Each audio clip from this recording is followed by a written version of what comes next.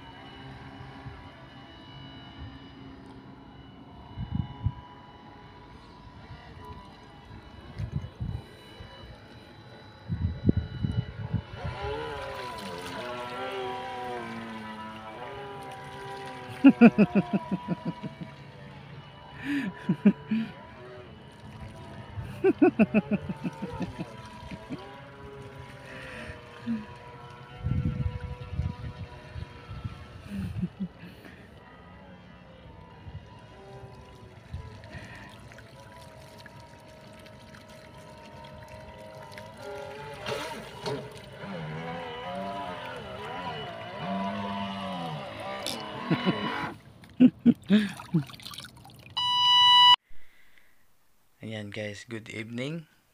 At tayo po muna ay mag-ano ng konting details natin sa ating ginawang RC tugboat. Ayan.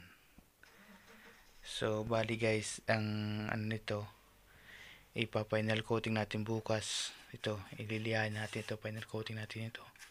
Tanggalin natin yan. Next set lang ako kanina na easy trial ito dahil first time kong gumawa ng ganitong klase ng RC boat, yung tugboat. So, bali dito guys, ang ginawa natin dito ay PVC. Yan. At ito ay pinakang ano na to, yung servo arm, yung aluminum. Nakarekta yan guys, pinakang servo na. Yan, nakarekta yan. Dito. Yan. Kasi hindi naman papasok ng tubig yan kasi nakataob. Saka naka-waterproof na yung servo na yan. Nakarekta na yan. Tapos ang propeller natin ginamit ay yung mga propeller ko sa sa mga mini bangka ko na pangkarera. Ayan, wala pa tayong, hindi pa nadating order natin na para dito. So bali dito guys ay sa loob. Ayan, tingnan natin. Gumamit ako ng motor na, kasi may available ako ng motor na brass motor 480, yung sa Airsoft. Naka strong magnet na po yan para malakas ang torque. Tapos yan, ito yung easy. So mataas din ang amps nito. Nasa 160 yata ito o 180, hindi ko natanda. Tapos yung Dambu RC natin na receiver at remote. Bali yung setup po dito ay 3S battery, yung ginagamit ko sa aking mga bangka na maliliit sa pangkarera. Tapos yun guys, ito lang ang details ng electronics. Bali siset up po ito sa 2S battery, yung malaki, para siya, mas mabigat at mas maganda. Tapos yung dagdagan natin ito ng mga accessories. Yan, lalagyan natin dito ng mga talian ng lubid. Tapos yung panghila, lalagay pa natin yan. Dito ay yung may hagdan, lalagay pa natin hagdan dito. Yung pinakang smoke panel niya, yung pinakang tambutso niya dito, lagyan pa natin. Marami pa tayong ilalagay dito guys. Yung mga gulong pa sa gilid, order pa tayo. So yun guys, at papakita ko sa inyo kung paano mag-ano yung pinakang timon. Yan.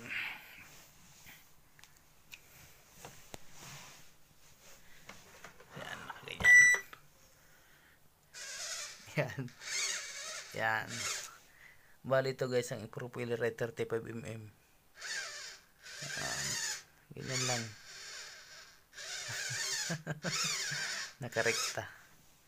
So ayun guys. At ito yung pinakang details niya. Maraming salamat sa inyo.